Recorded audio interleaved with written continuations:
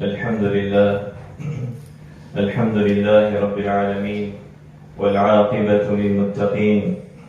والصلاة والسلام على سيدنا ونبينا محمد وعلى آله وصحبه أجمعين. اللهم أرنا الحق حقا وارزقنا اتباعه وأرنا الباطل باطلا وارزقنا اجتنابه.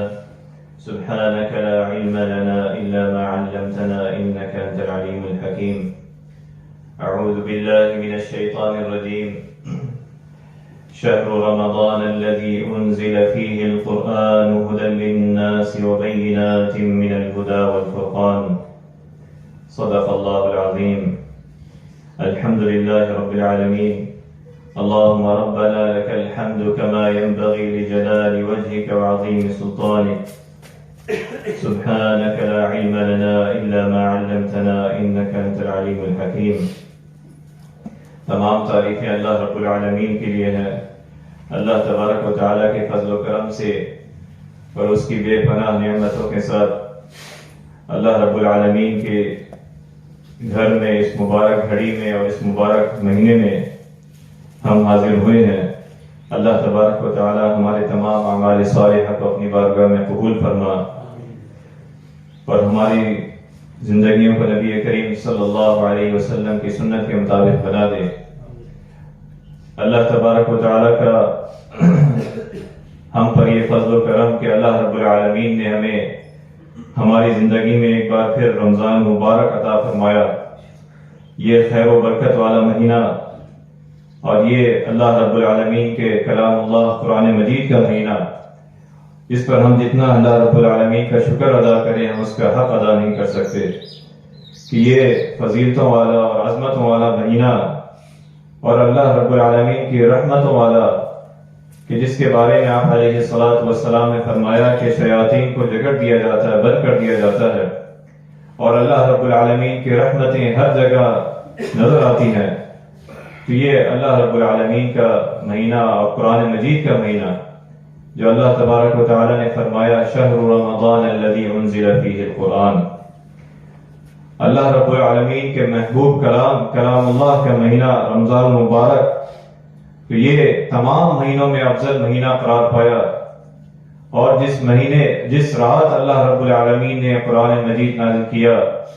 وہ مہینہ بھی اور وہ رات بھی افضل ترین راتوں بن گئی. لیلۃ القدر خیر من الف شہر. فرمایا انا انزلناہ فی لیلۃ القدر کہ ہم نے اسے لیلۃ القدر میں نازل کیا. تو یہ عظمت والا مہینہ ہمیں کیا سکھا رہا ہے اور ہمیں کیا پیغام دے رہا ہے اور اللہ رب العالمین کو کیا مطلوب ہے یہ جو مہینہ ہمیں عطا کیا. اور آج سے پہلے کتنے مسلمان اس مہینے کو پائے اور انہوں نے اس مہینے کے کس طرح کوشش کی اس کو حق ادا کرنے کی. اور آپ علیہ الصلوۃ والسلام کی اسوہ حسنہ کہ فرمایا کہ نبی کریم صلی اللہ علیہ وسلم لوگوں میں سب سے زیادہ خیر کے کام کرتے اس مہینے میں، رمضان مبارک کے مہینے میں دیگر ایام سے سب سے زیادہ خیر کے کام کرتے. اور جب حضرت جبرائیل علیہ السلام آپ سے رمضان مبارک میں ہر رات کو ملتے اور آپ دوران ملاقات نبی کریم صلی اللہ علیہ وسلم انہیں قرآن مجید سناتے. تو یہ قرآن مجید کا مہینہ اس کی عظمتوں اور اس کی فضیلت کا مہینہ اور اپنا تعلق اس قرآن مجید کے ساتھ جوڑنے کا مہینہ جو اللہ رب العالمین نے ہمیں موقع دیا. اور اس میں کوئی شک نہیں کہ اللہ رب العالمین نے خود کلام اللہ میں فرمایا اپنے اس کلام کی عظمت و فصاحت و بلاغت اور اس کے معجزے کے بارے میں مختلف مقامات میں اللہ رب العالمین نے فرمایا وَإِنَّهُ لَتَنزِيلُ رَبِّ الْعَالَمِينَ نَزَلَ بِهِ الرُّوحُ الْأَمِينُ کہ یقیناً یہ قرآن رب العالمین کی نازل کردہ ہے جس کو روح الامین نے آپ کے دل پر اتارا تاکہ آپ ڈرانے والوں میں شامل ہو جائیں. لِتَكُونَ مِنَ الْمُنذِرِينَ بِلِسَانٍ عَرَبِيٍّ مُبِينٍ یہ فصیح عربی زبان میں ہے.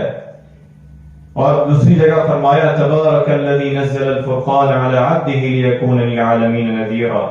بابرکت ہے وہ اللہ جس نے اپنے بندے پر حق و باطل میں فرق کرنے والا قرآن اتارا. لیکون للعالمین نذیرا تاکہ وہ تمام لوگوں کے لیے ڈرانے والے بن جائے. تو اللہ رب العالمین کا اس کلام کی فصاحت و بلاغت اور اس کی عظمت خود اللہ رب العالمین نے اپنے کلام میں دیگر مقامات میں دی. الکتاب المبین کے فرمایا حامیم والکتاب المبین یاسین والقرآن الحکیم. اور ایک موقع پر قسم کھا کے فرمایا فلا اقسم بمواقع النجوم وانه لقسم لو تعلمون عظیم انه لقرآن کریم. کہ میں ستاروں کے قسم کھاتا ہوں اس کی جگہ کی وانه لقسم لو تعلمون عظیم، اور اگر تم جانو تو یقیناً یہ بہت بڑی قسم ہے. انه لقرآن کریم، یہ قرآن ایک بلند کتاب ہے. لقرآن کریم فی کتاب مکنون، جو لوح محفوظ میں درج ہے. تو یہ اللہ رب العالمین نے اس قرآن کے حوالے سے، اس کی عظمت کے حوالے سے فضیلت خود اللہ تعالیٰ نے اپنے کلام میں دیگر مقامات میں بار بار اس قرآن مجید کی عظمت کا ذکر کیا. اور بے شمار دفعہ اللہ رب العالمین نے اس کا چیلنج دیا کہ اگر کوئی ہے جو اس قرآن کی نفی کرنے والا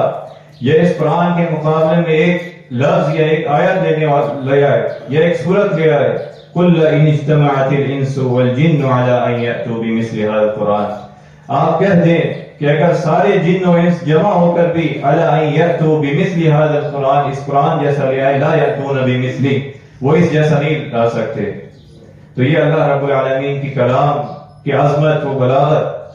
اور فرمایا ان هذا القرآن يهدي للتي هي احسن ذلك الكتاب لا ريب فيه، کہ اس قرآن میں کوئی شک نہیں،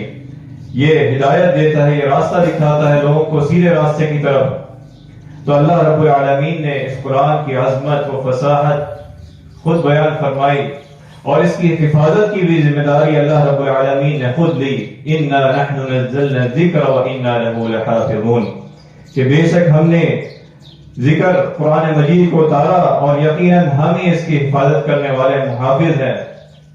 آپ علیہ الصلوۃ والسلام پر وحی آتی تو آپ صلی اللہ علیہ وسلم اس کو پڑھنے میں جلدی فرماتے، تو اللہ رب العالمین نے فرمایا لا تحرک به لسانك لتعجل به، کہ اے محمد صلی اللہ علیہ وسلم وحی کے پڑھنے کے لیے اپنی زبان نہ چلایا کریں جلدی لتعجل به، جلدی. ان علینا جمعه وقرآنہ، اس کا جمع کرنا اور پڑھانا ہمارے ذمہ ہے. فَإِذَا قَرَأْنَاهُ فَاتَّبِعْ قُرْآنَهُ، جب ہم وحی پڑھا کریں تو آپ اس کو سنیں اور اسی طرح پڑھا کریں. إِنَّ عَلَيْنَا جَمْعَهُ وَقُرْآنَهُ فَإِذَا قَرَأْنَاهُ فَاتَّبِعْ قُرْآنَهُ ثُمَّ إِنَّ عَلَيْنَا بَيَانَهُ، پھر اس کے معنی بھی بیان کرنا ہمارے ذمہ ہے. تو اللہ رب العالمین کا یہ عظمتوں والا کلام جو آپ علیہ الصلوۃ والسلام پر حضرت جبرائیل علیہ السلام لے کر آتے، اور آپ علیہ الصلوۃ والسلام نے اپنی حیات مبارکہ میں صحابہ کرام رضوان اللہ علیہم اجمعین کے سینوں پر محفوظ کیا. انہوں نے پھر آگے صحیفوں کی صورت میں حضرت ابو بکر رضی اللہ عنہ، پھر حضرت عثمان رضی اللہ عنہ کے دور میں، اور اسی طرح آج پوری دنیا میں قرآن مجید کے حافظ موجود ہے. جو ہر مسلمان کی خواہش ہے کہ وہ اللہ رب العالمین کے اس کلام اللہ کی حفاظت کرے، اس کو یاد کرے. کوئی بچہ ہے یا بڑا ہے، کسی عمر کا بھی ہے، وہ چاہتا ہے کہ میرے بچے جو ہے وہ حافظ قرآن بنے.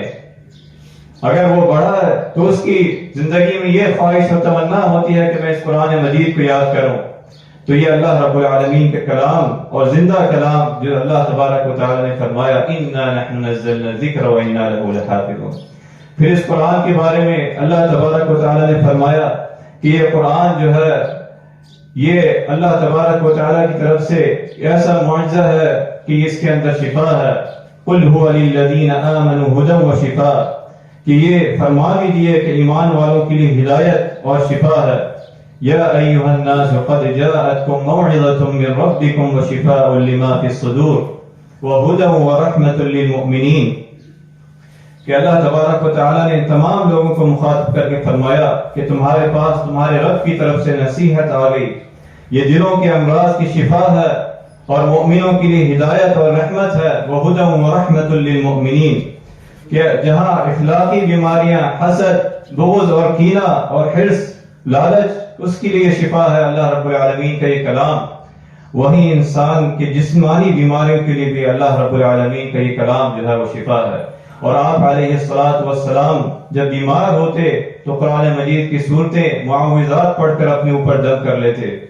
حضرت عائشہ رضی اللہ عنہا بیان کرتی ہیں کہ رسول اللہ صلی اللہ علیہ وسلم جب بیمار ہوتے تو اپنے اوپر معوذات پڑھ کر دم کر لیتے، یعنی قرآن مجید کی آخری صورتیں سورہ اخلاص، سورہ فلق و سورۃ الناس، انہیں معوذات کہا جاتا ہے، حفاظت کرنے والی۔ اور فرمایا ایک موقع پر کہ ایک سورۃ الفاتحہ کے بارے میں، اس کی فضیلت اور اس کی عظمت کے بارے میں جب کسی بیمار پر دم کیا جائے تو اللہ تبارک و تعالیٰ اسے شفا دیتا ہے۔ سورۃ الفاتحہ کے بارے میں ایک موقع پر صحابہ کرام رضی اللہ عنہم اجمعین کا گزر ہوا، وہ جماعت کی صورت میں گزرے، کچھ لوگ عرب کے قبائل کے پاس گئے جہاں ان کی تواضع نہیں کی گئی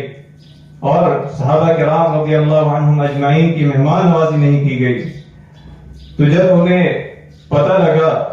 اور ان کے اس قبائل کے سردار کو ایک موذی جانور نے ڈسا، اور صحابہ کرام کے پاس اس قبائل میں سے لوگ آئے، انہوں نے کہا کہ اس طرح یہ واقعہ ہے کہ ہمارے سردار کو جو ہے موذی نقصان دہ ڈسا ہے، تو اس میں سے ایک صحابی رسول صلی اللہ علیہ وسلم نے کہا کہ میں اسے دم کرتا ہوں۔ تو اس موقع پر انہوں نے کہا کہ ہم آپ کی مہمان نوازی بھی کریں گے، آپ کو جانور بکریاں بھی دیں گے۔ تو پھر وہ صحابی رسول صلی اللہ علیہ وسلم انہوں نے سورۃ الفاتحہ سے جو ہے اس شخص کا علاج کیا جس کو موذی جانور نے ڈسا تھا، اور وہ شفا یاب ہو گیا۔ جب انہوں نے اکرام کیا اور وہ آپ علیہ السلام کے پاس آئے آپ کی بارگاہ میں، تو آپ صلی اللہ علیہ وسلم نے پوچھا، تو انہوں نے فرمایا کہ میں نے سورۃ الفاتحہ کے ذریعے اس کا علاج کیا تو اللہ رب العالمین نے اسے شفا دی، تو انہوں نے تحفے میں ہمیں جو ہے یہ بکریاں دی ہیں۔ تو یہ اللہ رب العالمین کا کلام ہے جو جس کے اندر شفا ہے، روحانی اور جسمانی بیماروں کی شفا ہے۔ اور یہ سورۃ الفاتحہ کی عظمت و بلاغت کے بارے میں خود آپ علیہ السلام نے ایک صحابی رسول صلی اللہ علیہ وسلم کو فرمایا مسجد میں، الا اعلمک اعظم سورۃ فی القرآن قبل ان تخرج من المسجد، کیا میں تمہیں مسجد سے نکلنے سے پہلے قرآن مجید کی سب سے عظیم سورت کے بارے میں نہ بتاؤں؟ تو اس کے بعد انہوں نے پوچھا تو آپ علیہ السلام نے فرمایا، الحمدللہ رب العالمین ہی السبع المثانی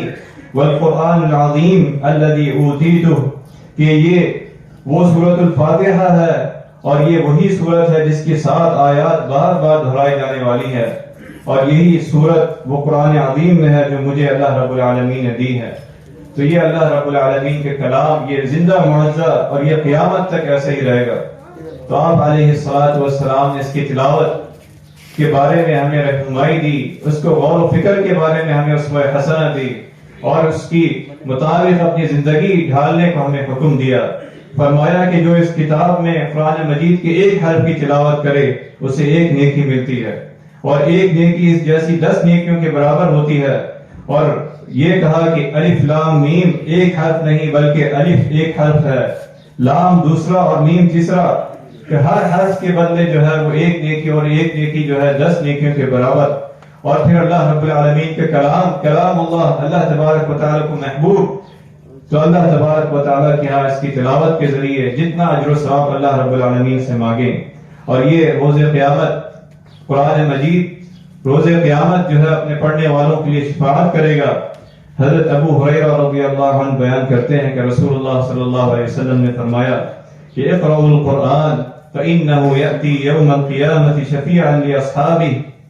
کہ تم قرآن پڑھا کرو، یہ اپنے پڑھنے والوں کے لیے شفاعت کرے گا۔ قرآن مجید سے اپنا تعلق مضبوط کرو، اس کی تلاوت کرو، اور اپنے گھروں کو فرمایا لا تجعلوا بیوتکم مقابر،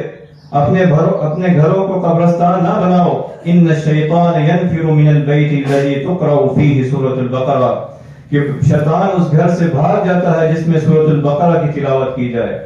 تو یہ اس کی عملی آپ علیہ السلام نے ہمیں رہنمائی دی کہ ہم اپنا تعلق تلاوت کے ذریعے قرآن مجید کے ساتھ جوڑیں، اور اس میں غور و فکر، تدبر، اس کی تعلیم اور تعلم کے ساتھ اپنا تعلق قرآن مجید کے ساتھ جوڑیں۔ فرمایا خیرکم من تعلم القرآن وعلمہ، کہ تم نے بہترین وہ ہے جو قرآن سیکھے اور سکھائے.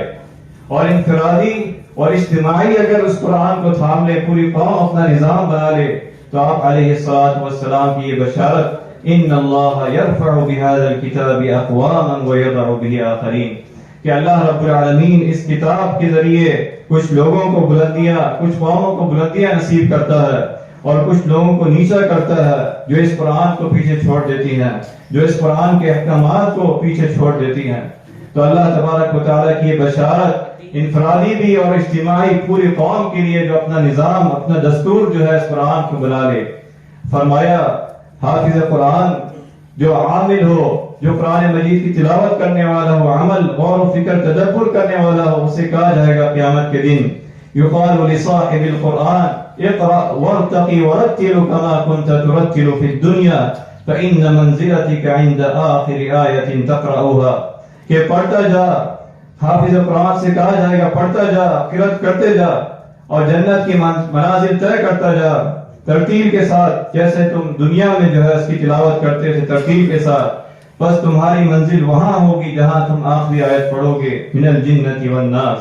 تو یہ قرآن مجید سے اپنا تعلق مضبوط کرنا اس ماہ مبارک میں، یہ اللہ رب العالمین کا مہینہ، یہ قرآن مجید کا مہینہ اور قرآن مجید سے اپنا تعلق مضبوط کرنے کا مہینہ. اس کی تلاوت کے بارے میں فرمایا کہ جو شخص قرآن مجید کا ماہر ہو، یعنی اس کا حفظ بہت اچھا ہو، نہایت خوبصورت تلاوت کرتا ہو، وہ معزز اور مطیع فرشتوں کا مہمان ہوگا، ان کے ساتھ ہوگا. یعنی قیامت کے دن جو ہے وہ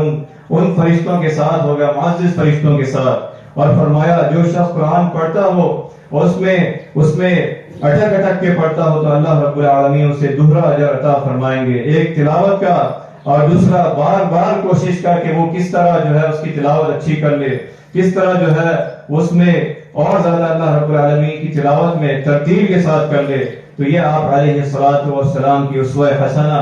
قرآن مجید کے ساتھ اپنا تعلق مضبوط کرنے، اس کی تلاوت کے ساتھ اور اس میں رشک کرنے والوں کے بارے میں فرمایا کہ لا حسد الا فی اثنتین، کہ جو لوگ اپنا تعلق قرآن کے ساتھ مضبوط کر لیں،